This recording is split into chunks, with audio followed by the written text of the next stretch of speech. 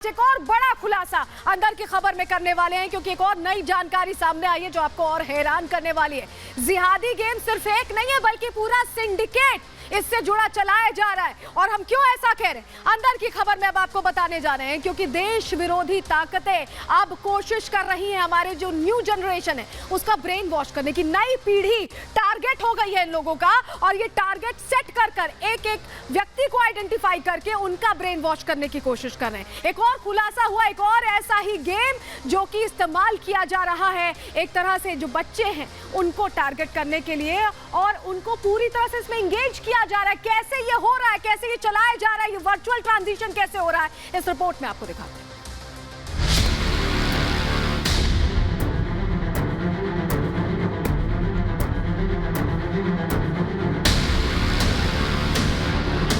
देश के खिलाफ बड़ी साजिश रची जा रही है। भारत विरोधी ताकतें भारत के नौजवानों को बरगलाने में जी जान से जुटी हैं। बड़ा नेक्सस काम कर रहा है। मासूमों का ब्रेन वॉश किया जा रहा है, उनका जबरन धर्मांतरण कराया जा रहा है। इसके पीछे बड़े सिंडिकेट के काम करने की आशंका जताई जा रही है, क्योंकि कई सबूत मिले हैं जो चीख चीख कर कह रहे हैं कि यह साजिश सीमा पार से रची जा रही है। अंदर की खबर में आज इस पूरे खेल का पर्दाफाश करेंगे, बताएंगे कि कैसे पाकिस्तान में बैठे बिठाए हिंदुस्तान की नई पीढ़ी को धर्म बदलने के लिए मजबूर किया जा रहा है।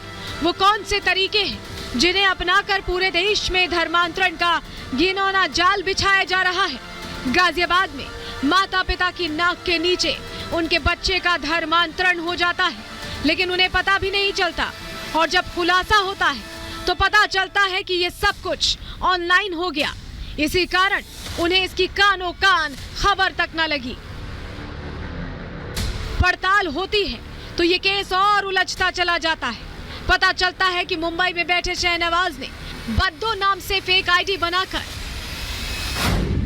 न सिर्फ गाजियाबाद के इस नाबालिग को बल्कि एक दूसरे मासूम का भी धर्म परिवर्तन कराया। बल्कि इन्वेस्टिगेशन में पता चलता है कि इसी शख्स ने फरीदाबाद, चंडीगढ़, महाराष्ट्र के एक बच्चे को भी धर्म बदलने के लिए उकसाया था। जांच पड़ताल आगे बढ़ी तो पर्दा उठा कि आरोपी ने पूरा जाल ऑनलाइन गेमिंग ऐप और चैटिंग ऐप के जरिए फैला रखा था। अभी तक इसके पीछे फोर्टनाइट ऐप का नाम सामने आया था। अब खुलासा हुआ है कि एक और ऐप था जिसका इस्तेमाल नाबालिगों को उकसाना था, धर्म बदलने की राह पर चलाना था।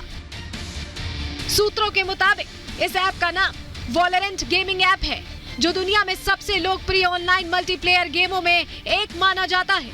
नाबालिगों को ऑनलाइन गेमिंग के जरिए बरगलाने के मामले में खुलासे पर खुलासे हो रहे हैं।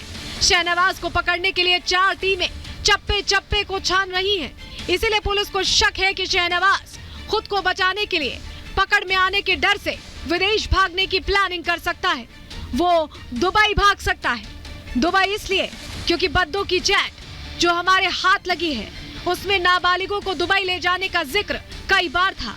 ऐसे में यूपी पुलिस आरोपी शहनवाज के खिलाफ लुकआउट सर्कुलर जारी कर सकती है। वहीं दूसरी तरफ महाराष्ट्र के मुंब्रा में उर्दू में एक पोस्टर चस्पा किया गया है, जिसके जरिए संदेश दिया गया है कि कैसे अपनी मुस्लिम लड़कियों पर नजर रखें, कैसे ख्याल रखें कि वो दूसरे धर्म के लोगों से दोस्ती ना करें, उनसे प्रभावित ना हो।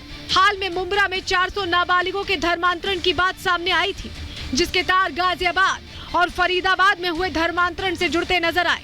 लेकिन सवाल वही है कि अगर इस पर अभी नकेल नहीं कसी गई तो देश का आने वाला कल कैसा होगा, क्योंकि देश विरोधी ताकतों के टारगेट पर नई पीढ़ी है।